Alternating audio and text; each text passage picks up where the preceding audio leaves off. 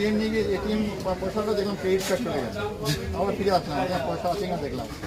ঠিক আছে।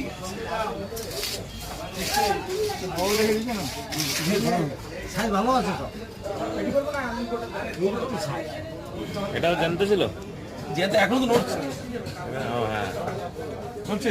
হ্যাঁ হ্যাঁ মাথাটা রেখে রাখবে, মাথা নিয়ে দেবো তুই দেখ।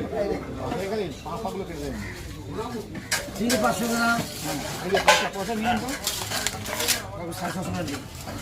আরে 650। আচ্ছা 50 টাকা হবে? আমার মাথা ফাটা সব ফেলে দিই। আপনার মাথা ফেলে দেই না। আপনি বললেই দিয়ে দেন। আমাকে একটা এই ছোট মাছ দিয়ে তো। হ্যাঁ দেবো দেবো। কাজকি। আজকে কত করে?